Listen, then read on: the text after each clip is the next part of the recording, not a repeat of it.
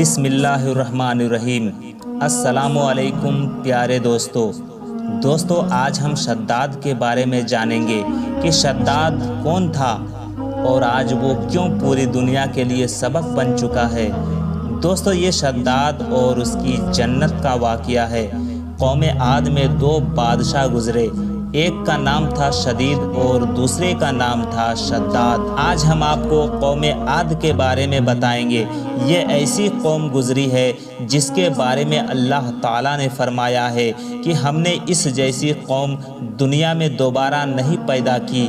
قوم عاد یمن میں آباد تھا۔ تاریخ بیان کرنے والے اکثر علماء نے حضرت ہود علیہ السلام کے بعد شداد کا بیان ضرور کیا ہے۔ ان کی موجودگی میں یہ واقعہ بیان کیا گیا ہے تاکہ ایمان والے اسے سن کر سبق حاصل کر سکے اور خدا کی قدرتوں کا نظارہ دیکھنے سے لوگوں کو نصیحت ہو۔ قوم عاد میں شدید اور شداد دو بھائی تھے۔ یہ دولت والے، عزت والے اور بادشاہ تھے۔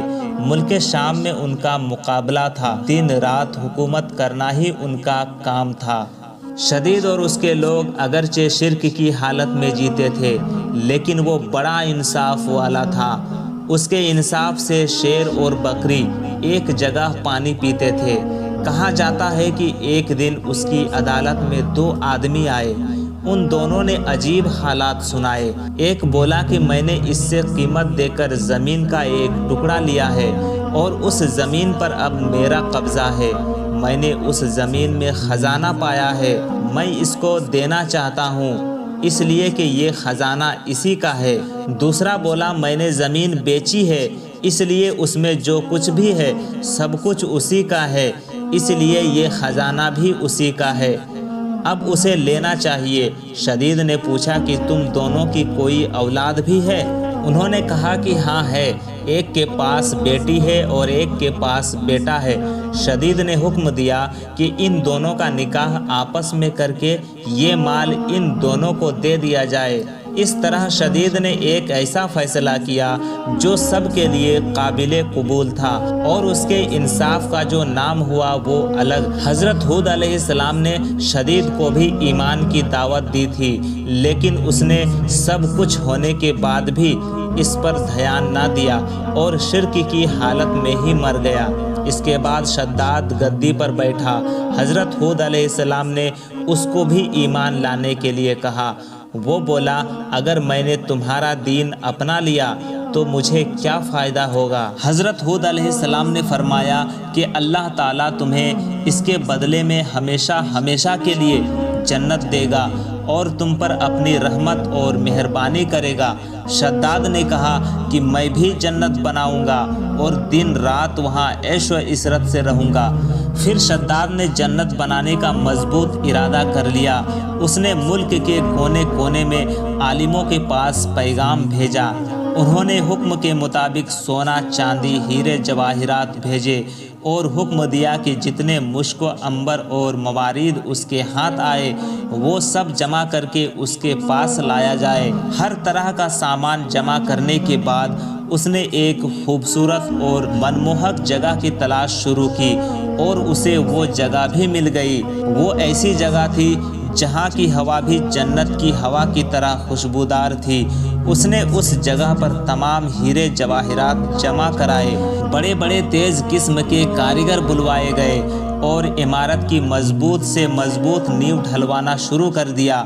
اس کی دیواروں کی لمبائی لوگوں کی سوچ سے زیادہ اونچی تھی اور چوڑائی اس کے کاریگروں کے حساب سے اس وقت کی سب سے چوڑی تھی۔ دیواریں آسمان کو چھوتی تھی اور اس کی چمک دمک چاند سورج سے بھی زیادہ تھی۔ جب سے دنیا قائم ہوئی ہے ایسا مکان کہیں نہیں بنا تھا۔ دیواریں اس کی سونے اور چاندی کے اینٹوں سے بنائی گئی تھی۔ چھت اس کی سونے کے پتوں سے سجائی گئی تھی۔ اس کے ستون خوبصورت اور مضبوط کیے گئے تھے۔ ہر چیز بہترین طریقے سے سجائی گئی تھی۔ وہاں کی نہروں میں ریت کے بجائے انمول موتی بچھائے گئے اور اس کے پیڑوں کو سرخ سونے کے پھلوں سے لاد کر مشک اور عنبر کی خوشبو سے بھر دیا گیا۔ جس وقت ان پیڑوں سے ہوتی ہوئی سوکھی ہوا چلتی تھی تو تو اس طرف کے رہنے والوں کے دماغ کو خوشبوؤں سے بھر دیتی تھی۔ شداد نے زمین پر مٹی کے بجائے مشک و عنبر بچھوایا۔ اس کے محلوں کے چاروں طرف لال سونے سے ترتیب دے کر سجایا گیا۔ صرف اتنا ہی نہیں کہ دکھاوے کے لیے اس کو بنوایا تھا، بلکہ اس میں رہنے کے لیے اپنے من پسند معشوقوں اور پریوں کو بھی اکٹھا کر دیا۔ یہ باغ اور محل 12 سال کی مدت میں مکمل ہوا۔ اس میں پوری دنیا کی جواہرات لگ گئے۔ جب یہ بن کر پورا ہو گیا تو شداد کو خبر دی گئی کہ اس کی جنت تیار ہے۔ شداد کی خوشی کا ٹھکانہ نہ تھا۔ ایک بڑی فوج لے کر اس محل اور جنت کو دیکھنے کے لیے چلا۔ وہ اپنی جنت کو دیکھنے کے لیے جا ہی رہا تھا کہ اس نے راستے میں ایک ہرن کو دیکھا۔ اس کے پاؤں چاندی کے ہیں، سینگ سونے کے ہیں اور آنکھیں یاقوت کی ہے۔ شداد اس ہرن کو دیکھ کر حیران رہ گیا۔ جی للچا اٹھا۔ اس نے سوچا اسے کسی بھی طرح سے حاصل کروں گا۔ اس نے بنا کچھ سوچے سمجھے اس ہرن کے پیچھے گھوڑا دوڑا دیا۔ ہرن بھاگا اور شداد نے اپنا گھوڑا اس کے پیچھے پیچھے دوڑایا۔ یہ دوڑ بہت دور تک چلی، یہاں تک کہ شداد کی فوج بہت پیچھے رہ گئی۔ پھر اسے ایک ڈراونے قسم کا گھڑ سوار ملا۔ اس نے شداد سے کہا کہ کیا اس عمارت کو جسے تو جنت کہتا ہے، اسے بنانے سے تجھے سکون مل جائے گا؟ شداد اس گھڑ سوار کی یہ الفاظ سن کر کانپ گیا۔ پوچھا تم کون ہو؟ وہ گھڑ سوار نے کہا میں موت کا فرشتہ ہوں۔ شداد نے بڑی نرمی اور بے چینی سے کہا کہ مجھے اپنی جنت کو 1 منٹ دیکھنے کی مہلت دے دو، پھر تم میری جان نکال لینا۔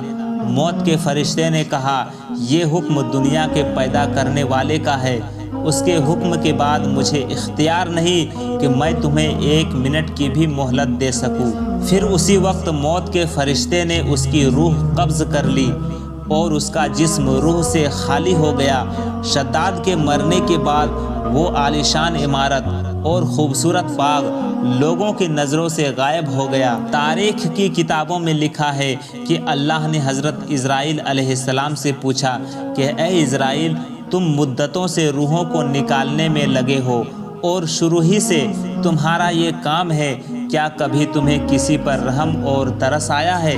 حضرت اسرائیل علیہ السلام نے کہا اے خدا، میں تو سب پر ہی دیا کرتا ہوں۔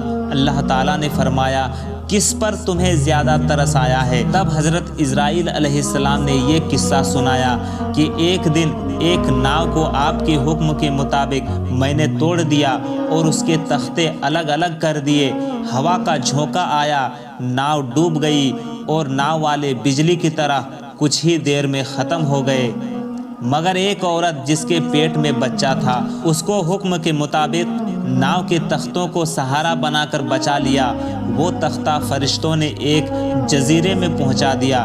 جس وقت ایک لڑکا اس عورت کے پیٹ سے پیدا ہوا تو ماں بہت پریشان ہوئی۔ اس کے بعد آپ کا حکم ہوا کہ ماں کی جان بھی نکال لو اور اکیلے اس لڑکے کو اس کے پہلو میں پڑے رہنے دو۔ اس وقت میں رو دیا اور من میں یہ خیال آیا کہ اس بچے کا کیا حال ہوگا، تڑپ تڑپ کر مر جائے گا یا پھر جنگلی درندوں کے منہ کا لقمہ بن جائے گا۔